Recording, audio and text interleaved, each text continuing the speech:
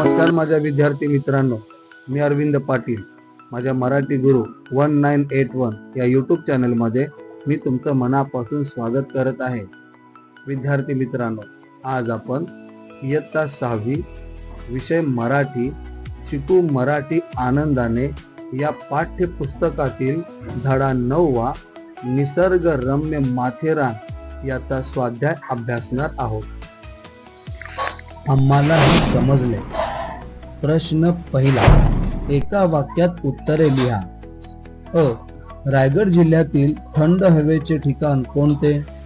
उत्तर आहे रायगड जिल्ह्यातील थंड हवेचे ठिकाण माथेरान आहे. आंबेवाडीला पोहोचण्यासाठी पार करावे लागणारे धरण कोणते? उत्तर आहे आंबेवाडीला पोहोचण्यासाठी मोरंबे धरण पार करावे लागते. माथेरानमध्ये प्रवेश करताना लागणारा गड कोणता? उत्तर आहे माथेरानमध्ये प्रवेश करताना लागणारा गड मलंगगड आहे. प्रश्न दुसरा, आकृती पूर्ण करा. माथेरान राज्य महाराष्ट्र, जिल्हा रायगड. पाठात आलेली डोंगरांची नावे. बदलापूरचे डोंगर, नवरा नवरी डोंगर, म्हैसमाळ डोंगर. विचार करा व सांगा. प्रश्न पहिला, माथेरान सारख्या निसर्ग संपन्न पर्यटन स्थळांचे सौंदर्य जपण्यासाठी तुम्ही कोणते उपाय सुचवाल त्यावर चर्चा करा. उत्तर आहे परिसर स्वच्छ ठेवावा, प्लास्टिकचा वापर टाळावा, झाडे तोडू नयेत व नवीन झाडे लावावीत, कचरा पेटीत टाकावा, ध्वनी व वायू प्रदूषण टाळावे, वन्यजीव व निसर्गाचे संरक्षण करावे. प्रश्न दुसरा, महाराष्ट्रातील निसर्ग संपन्न पर्यटन स्थळांची नावे व त्यांची वैशिष्ट्ये यांची यादी तयार करा. उत्तर आहे पर्यटन स्थळ व त्यांची वैशिष्ट्ये. माथेरान वाहनमुक्त थंड हवेचे ठिकाण.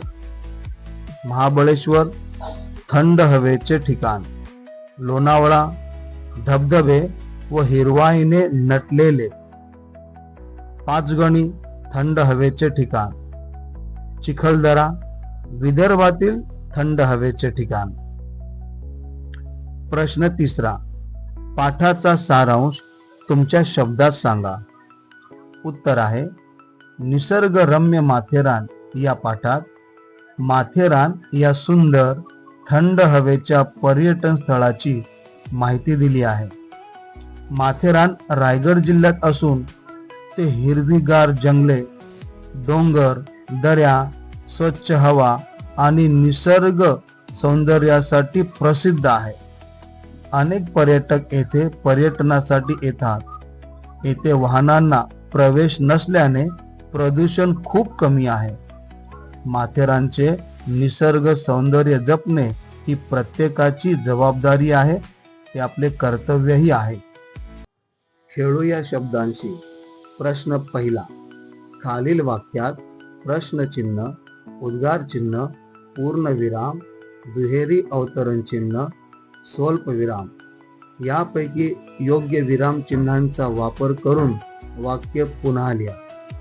विद्यार्थी मित्रांनो, आपल्याला 6 ते 7 वाक्य दिली आहेत, ज्यामध्ये आपल्याला योग्य त्या विराम चिन्हांचा उपयोग करून ती वाक्य पुन्हा लिहायची आहेत. विद्यार्थी मित्रांनो, प्रत्येक वाक्यासमोर त्यांची उत्तरे योग्य विराम चिन्हांचा वापर करून इथे दिली आहेत.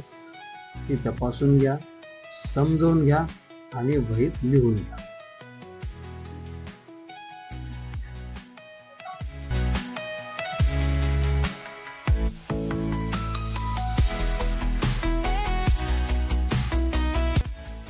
लिहिते होऊया. पुढील मुद्द्यांच्या आधारे तुम्ही पाहिलेल्या पर्यटन स्थळावर निबंध लिहा. मुद्दे आहेत पर्यटन स्थळाचे नाव, पत्ता, जाण्याचा मार्ग, सौंदर्य स्थळे, प्रवासात आलेले विशेष अनुभव आणि समारोह या मुद्द्यांच्या आधारे आपल्याला एक छानसा पर्यटन स्थळावर आधारित एक निबंध लिहायचा आहे. तर विद्यार्थी मित्रांनो, चला तर मग आपण एक छानपैकी निबंध पाहूया जो या सर्व मुद्द्यांवर आधारित आहे. निबंधाचे नाव आहे माझे आवडते पर्यटन स्थळ. हिरवेगार झाडे, थंडगार वारा, माथेरान हे वाटे सर्वांना प्यारा. माझे आवडते पर्यटन स्थळ माथेरान आहे. ते महाराष्ट्रातील रायगड जिल्ह्यात आहे. हे एक प्रसिद्ध थंड हवेचे ठिकाण आहे. दरवर्षी हजारो पर्यटक येथे भेट देतात. माथेरानला जाण्यासाठी आम्ही नेरळ मार्गे प्रवास केला. डोंगरातून वळणावळणाचा रस्ता खूपच सुंदर दिसत होता. वाटेत हिरवीगार झाडे आणि निसर्गरम्य दृश्य पाहून मन मोहून टाकत होते. प्रवास अतिशय आनंददायी झाला. माथेरानमध्ये चारलोट तलाव, इको पॉइंट, पॅनोरमा पॉइंट आणि हिरवीगार जंगले पाहिली. तेथील स्वच्छ हवा आणि शांत वातावरण खूप आवडले. वाहनांना प्रवेश नसल्यामुळे प्रदूषण कमी आहे. घोडेस्वारीचा अनुभव माझ्यासाठी खास होता. माथेरानची सहल माझ्या आयुष्यातील अविस्मरणीय अनुभव आहे. या सहलीचा मला निसर्गावर प्रेम करायला शिकायला मिळाले.